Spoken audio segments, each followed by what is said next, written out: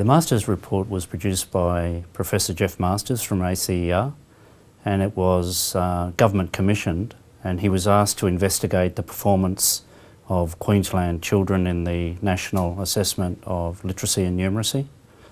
Just before the last election, the results came out suggesting that the performance of Queensland children, particularly in the early years, was below most of the other states.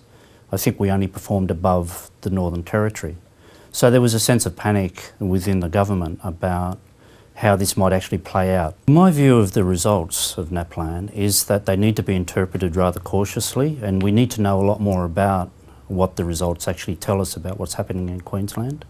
If we look at what predicts educational achievement, what predicts learning in schools, it's a mix of what the students bring, what their backgrounds are, their social circumstances, their cultural circumstances, and it's also determined by the quality of the teaching that they're getting at the school. And I guess one of the interpretations that's given by the Masters report is that we need to focus a lot on what's happening within the school.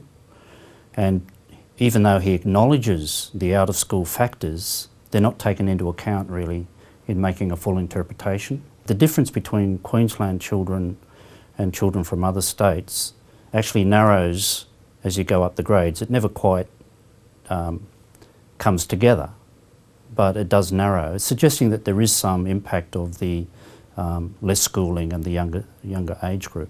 It doesn't mean that there aren't important things to do in Queensland in terms of education, but the children who are really suffering most are Indigenous kids, kids in remote areas, kids in regional areas without a lot of resources, and kids from poorer families. And what we need to do is to unpack what's happening with those kids in terms of their teaching experiences in school and how we can support them better.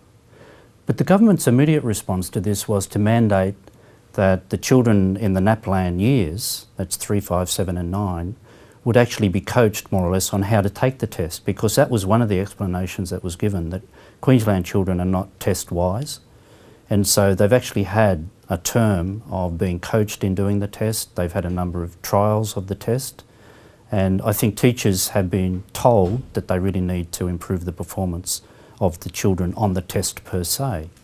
Now, it's good for Queensland that we improve, and I think our self-esteem would go up if we were higher up in the hierarchy.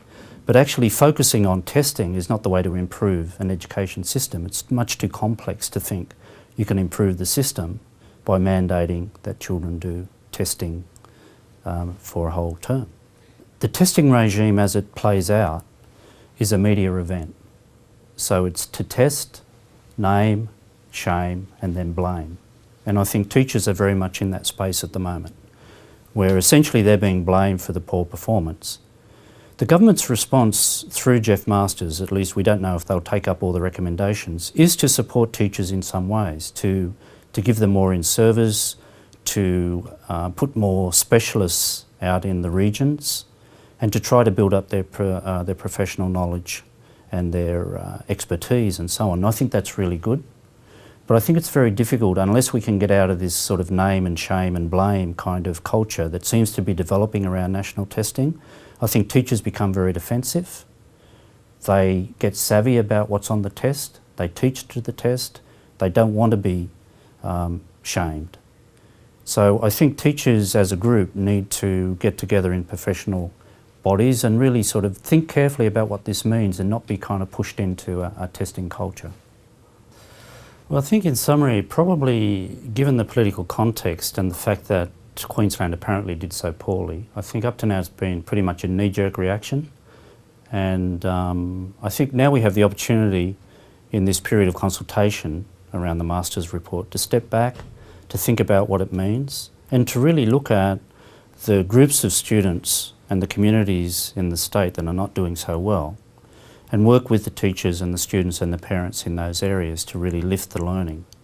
Now I think at the University of Queensland we're involved in research around pedagogy and curriculum, and I think, you know, speaking from our point of view, I don't think that the Masters report actually picked up on the key research that's going on in our school, and I think it'd be useful for the people who are going to implement and change the policies in the next 12 months to actually work with the people at the university, particularly the University of Queensland, obviously, to work out what is the evidence-based in which to improve practice.